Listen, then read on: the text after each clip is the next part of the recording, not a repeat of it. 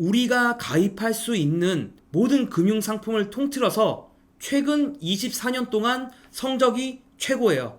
이 추운데 애들 고생이나 하는지 원. 글쎄다. 여보, 아버님 댁에 보일러 놔드려야겠어요. 보일러는 네, 안녕하십니까. 김단태입니다. 오늘 여보, 아버님 댁에 보일러 말고 ETF 하나 놔드려야겠어요. 오늘은 투자를 잘 모르시는 분들에게 추천하고 싶은 ETF를 하나 준비해봤습니다.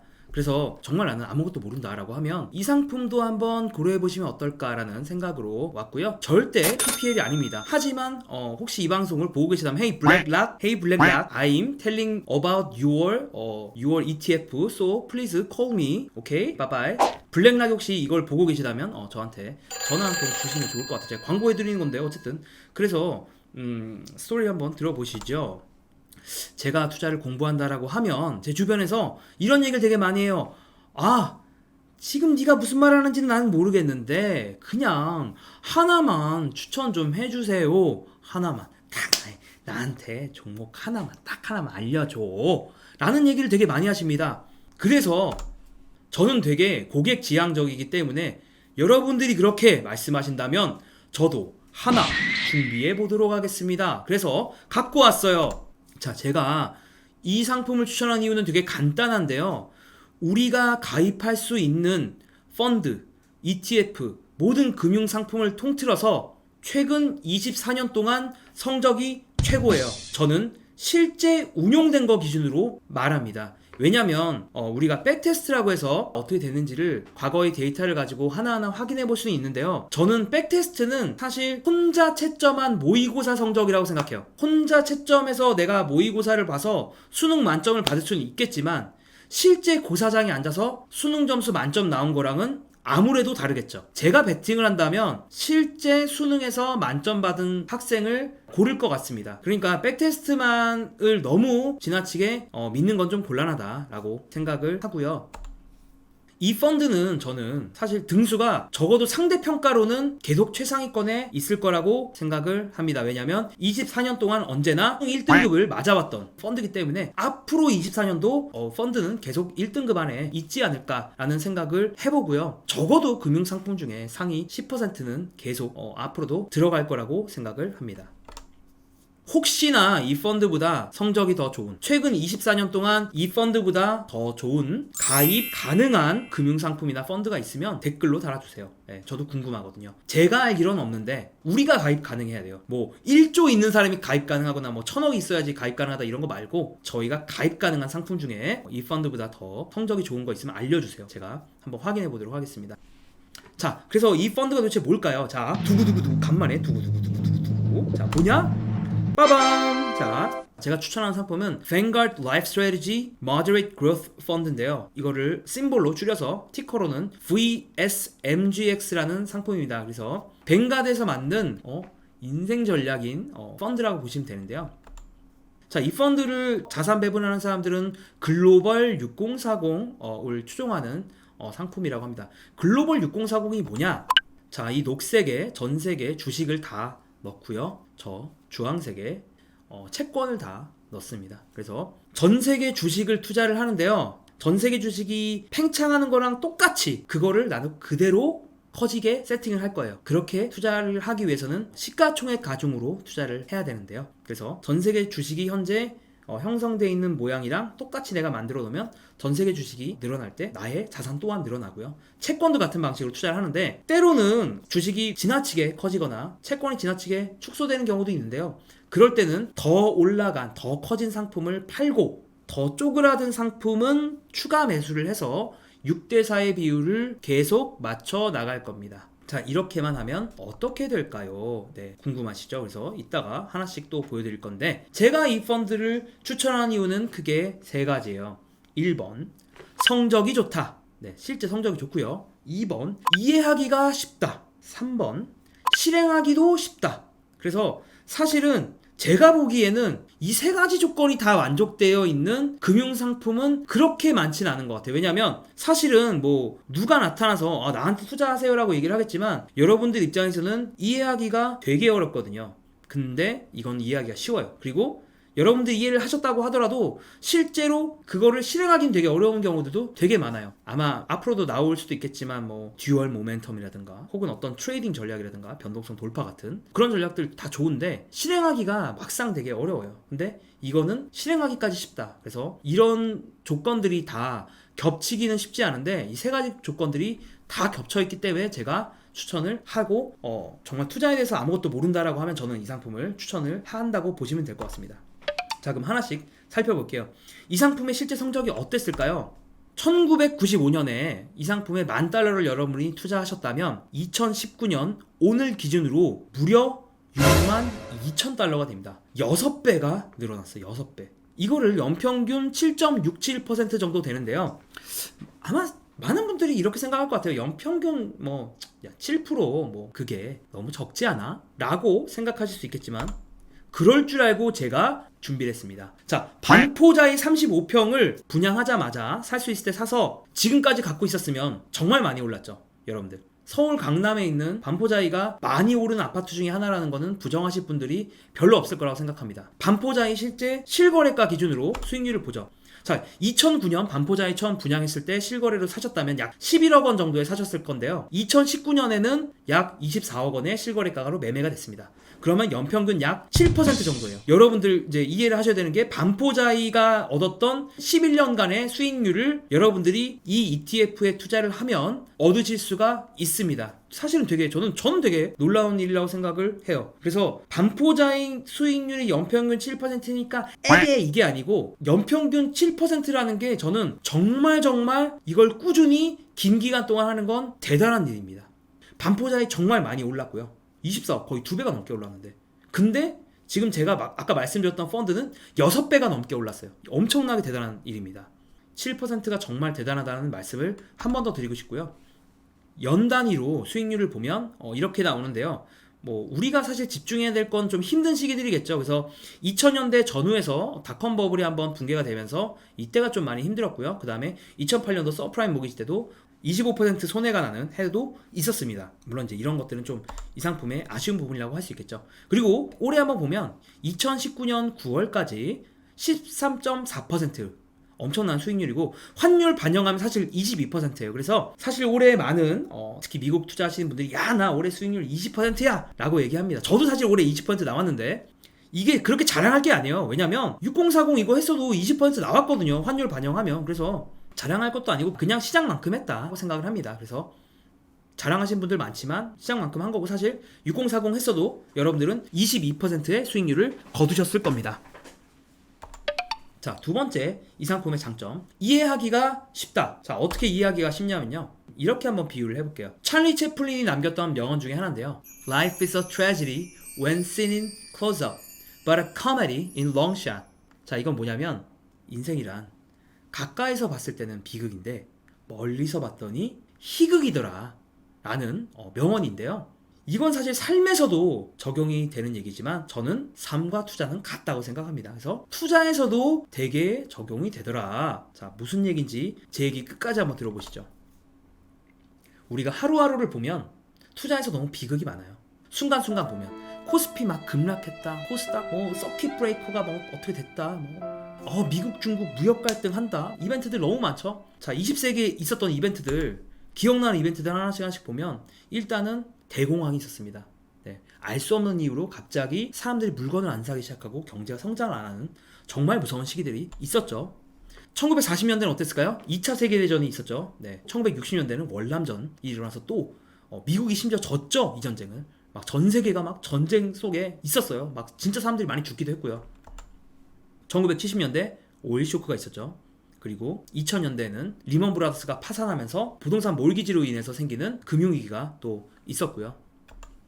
자, 이렇게 전 세계 경제를 생각해보면 20세기는 정말 순간순간 비극이 너무 많은데 근데 멀리서 한번 보자는 거죠. 순간순간 가까이서 봤을 때는 비극이 너무 많은데 멀리서 이렇게 봤더니 우리가 전체 주식시장이 어떻게 됐다? 지금 저 약간 밝은 색, 파란색이 주식의 가치인데요. 4만 배가 올랐어요. 100년 동안. 4만 배가, 주식이 4만 배가 올랐다는 겁니다. 그리고 채권도 물론 주식만큼은 아니지만 거의 300배가 올랐습니다. 그래서 우리가 단순하게 그때 가까이서 보면 비극적인 일들이 너무 많았지만 한 발짝 멀리서 봤더니 자본주의 만세! 진짜 너무 행복한 거죠. 근데 이런 질문들을 또 많이 하십니다. 근데 저 너무 무서워요. 앞으로 자본주의가 계속될 수 있을까요? 너무 전 걱정됩니다. 핵전쟁이 일어나거나 서로 또 전쟁이 일어나고 또 갈등이 터지고 또 전쟁이 일어나고 자본주의가 동작하지 않으면 어떻게 하나요? 이런 걱정들을 많이 하십니다. 자, 제가 이럴 때 어떻게 될지 알려드리겠습니다. 자, 여러분들이 생각하시는 세계는 매드맥스의 세계, 임모탄이 설치던 바로 그 매드맥스의 세계를 여러분들이 정말 이런 걸 생각하신다면 저는 글로벌 6040에 투자하시면 안 돼요. 네, 맞습니다. 제가 이때 무조건 떡상하는 상한가 칠 거를 알려드릴게요. 이걸 사시면 돼요, 여러분들. 자, 라면과 총칼을 사시면 여러분들은 행복하실 겁니다. 이 시대가 오면. 그러니까 여러분들이 결국 결정을 하시는 거예요. 글로벌 6040을 산다는 건 여러분들이 자본주의가 앞으로 계속 잘 될 거라는 거에 베팅을 하시는 거고요. 그게 아니시라면 여러분들은 라면과 총칼을 사세요. 그러면 매드맥스의 세계에서는 행복하실 수 있다고 생각합니다. 그래서 제가 말씀드리고 싶은 거, 지금 오해하시면 안 되는 게 제가 라면 총칼 사라는 게 아니고요. 자본주의가 앞으로도 계속될 거라고 믿으신다면 글로벌 6040에 투자하는 것도 전 되게 좋은 방법인 것 같다라는 얘기를 드리는 겁니다. 그리고 이 전략의 세 번째 장점, 실행하기가 쉽다입니다. 제가 방금 추천드렸던 VS MGX는 사실 우리가 살 수가 없어요. 왜 살 수가 없냐면 이거는 미국인만 살 수 있거든요. 뱅가드에서 나온 펀드 상품이기 때문에 미국인만 살 수가 있고요. 하지만 다행히도 완전 똑같이, 거의 똑같이 되어 있는 상품이 있습니다. 빠밤! 네, 다행히도 거의 이 상품과 똑같이 설계된 AOR이라는 2008년인가 2009년부터 어쨌든 뭐 한 10몇 년 된 ETF가 있기 때문에 사실 여러분들은 이거를 사시면 돼요. 그래서 거의 똑같은 전략을 보시면 되고 약간은 오차가 있는데 그냥 사셔도 무방합니다. 자, 근데 어떻게 해야 될까요? 좀 스텝 바이 스텝으로 하나씩 알려드릴게요. 미국 주식 계좌를 개설을 하셔야 돼요. 일단 가까운 증권사에 연락을 하셔서 미국 주식 계좌를 개설을 하시고요. 근데 이제 앱을 받으셔야 되는데 앱이 따로 있습니다. 보통 증권사들이. 그래서 지금 이 중간에 보이는 거는 뭐 하나금투에서 만든 해외 주식 앱이고 오른쪽에 그 있는 M글로벌 써 있는 거는 이제 미래에셋에서 나온 해외 주식용 앱이라고 보시면 될 거고요. 그래서 여러분들이 투자를 결심하셨다라고 하면 환전을 일단 해야 됩니다. 환전. 약간 귀찮을 수 있어, 환전. 환전 보통은 한국 장시간에 가능해요. 그래서 원을 달러로 바꾸셔야 돼요. 네. 다만 여러분들이 제가 환전을 할 때 되면 언제나 이런 질문들을 하시는데, 자, 김단태님, 저 환전 도대체 언제 해야 돼요? 오늘 해야 될까요? 아니면 한 달 기다려볼까요? 두 달 기다려볼까요? 라고 말씀을 하는데 제가 그럴 때마다 이런 대답을 하죠. 제가 환율이 어떻게 움직일지 알면 유튜브 안 하고 저는 환 트레이딩 할 거예요. 저는 환을 어떻게 움직이는지 모르고요. 사실 대부분 유튜브에서 나와서 말씀하시는 분들은 환율이 어떻게 될지 모릅니다. 그러니까 그냥 분할하세요. 그러니까 오늘 뭐 매달 1일에 사기로 했으면 매달 1일에 그냥 환전하세요. 네, 그럼 됩니다. 앞으로 환율이 어떻게 될지 알 수 없기 때문에 그냥 분할해서 환전을 하시면 중간은 갈 수 있습니다. 자, 미국 장시간이 11시 보통 반 정도면 시작돼요. 무슨 서머타임 적용 여부에 따라 조금씩 다르긴 한데 이제 여러분들이 달러가 있으시면 이 달러를 가지고 이제 ETF를 사셔야 되는데, 자, ETF를 사시기 전에 일단 구글 들어가서 Yahoo Finance AOR이라고 검색을 하시면 첫 번째로 나오는 게 있는데, 첫 번째로 나오는 요 페이지 들어가셔서 AOR 가격을 한번 확인해 보세요. 49달러인 걸 확인을 하시고, 확인을 하신 다음에는 여러분들 MTS에서 AOR 검색하면 나오거든요. 이렇게 iShares Core Growth Allocation ETF가 나오기 때문에 이거를 선택하신 이후에 아까 봤던 그 가격으로 지정가 매수를 걸어 놓으세요. 아까 마지막으로 봤던 가격을 보시고 지정가 매수를 걸어 놓으시고 잠드시면 됩니다. 네. 뭐 한 호가 두 호가 뭐 더 싸게 사셔도 되는데 뭐 큰 차이 없어요. 네. 그래서 그냥 지정가 하시면 되고, 만약에 내가 뭐 조금 더 싸게 사고 싶다라고 하면 뭐 한두 호가 낮추셔도 되긴 합니다. AOR도 상당히 거래량이 많은 ETF이기 때문에 아마 한두 호가 정도 낮추셔도 매매는 가능할 거예요. 그래서 그냥 다 지정가 매수하시고 잠드시면 돼요. 그리고 여러분들 그 다음에 뭐 하시면 되냐면요, 그냥 가만히 있으세요. 가만히만 있으시면 됩니다. 얼마나 편합니까? 제가 그러니까 이 ETF를 추천을 하는 거예요. 뭐 예전에 제가 뭐 스프레드시트 올렸지만 뭐 그거를 뭐 비율을 맞추고 어쩌고 저쩌고 할 게 없어요. 왜냐면 이 ETF에서 비율은 알아서 다 맞춰줘요. 그래서 사실은 제가 그 생각을 지금 하고 있는데, 그냥 제가 MTS 갖고 와서 제가 주문까지 그냥 넣어드릴까, 뭐 그래도 되잖아요, 사실. 그 생각까지도 하고 있습니다. 근데 제가 조금 더 어려운 이야기를 해볼게요. 그러니까 지금까지 봤는데 너무 머리가 아파서 난 더 이상 알아들을 수가 없겠다라고 하시면 조용히 Alt F4 누르시고 화면을 닫고 나가시면 되고요. 하지만 조금 더 어려운 이야기를 기대하셨다라고 하면 조금 더 봐주시면 될 것 같습니다. 뭐냐면 원화 기준 수익률을 제가 좀 알려드리려고 해요. 제가 지금까지 보여드린 거는 다 달러화 기준이죠. 달러 기준 수익률을 보여드렸는데 원화 기준으로 되게 많이 궁금해 하시더라고요. 왜냐면 여러분들이 MTS에서 수익률을 볼 때 원화 기준 수익률도 나오잖아요. 그래서 내가 도대체 달러로는 얼마 벌었는지 알겠는데 원으로도 얼마 벌었는지 보고 싶고, 또 손해가 날 때는 또 혹시 또 원화 기준으로도 괜찮으면 좀 마음이 괜찮지 않을까? 이런 생각이 들어서 원화 기준 수익률도 많이들 궁금해 하십니다. 그래서 원화 기준으로도 제가 구해봤어요. 아까 말씀드렸던 이 상품 기준으로 1995년부터 2019년 9월까지 해봤더니 연평균 수익률이 9.8%가 나왔어요. 더 늘어났어, 더 좋아졌어 상품 수익률이.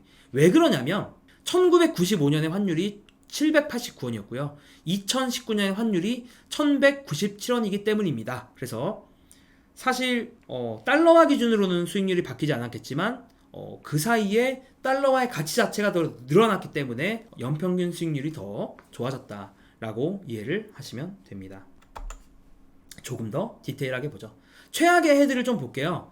어차피 우리에게 일단 1차적으로 중요한 건 최악의 해거든요. 그래서 2002년이 최악의 해였죠. 그 다음에 98년이 최악의 해였는데 각각 어떤 일들이 있었는지 보고요. 한번 또 재밌는 거는 이 두 해 말고는 또 딱히 손해가 난 해가 없어요. 그래서 그런 게 좀 재밌고요. 자, 2002년에 어떤 일들이 있었냐면요. 2002년에 환율이 좀 안정이 됐어요, 사실. 환율은 안정이 좀 찾았죠. 1,300원까지 치솟았다가 닷컴버블 막바지였기 때문에 좀 이제 미국장도 좀 괜찮아지는 것 같구나 라는 약간 그런 분위기 속이었고, 어쨌든 한국은 이제 좀 안정을 찾아가던 시기였는데 글로벌 6040 자체는 손해를 본 거예요. 마이너스 10%. 그렇기 때문에 원화 수익률이 마이너스 19%라는 닷컴버블의 막판에 있었던 손해였다라고 보시면 될 것 같습니다. 그리고 98년이 좀 재밌는데요. 98년, 자, 우리 97년 어떤 일이 있었죠? 우리 1997년에 동아시아 외환위기가 있었습니다. IMF라고 불리는 외환위기가 있었고요. 이때 98년도 1월 환율 1524원. 근데 1년 뒤에 우리나라가 안정을 되찾았으면서 환율이 1100원까지 떨어졌고요. 근데 이 시기에 사실 달러 기준으로는 수익률이 괜찮았어요. 달러 기준으로 아까 그 6040 전략은 수익률이 19%가 나왔는데 환율이 확 떨어지면서 그 영향을 받았다. 그래서 원화 기준으로는 마이너스 8% 손해가 났다라고 보시면 될 것 같습니다. 자, 최고의 해가 훨씬 더 재밌어요.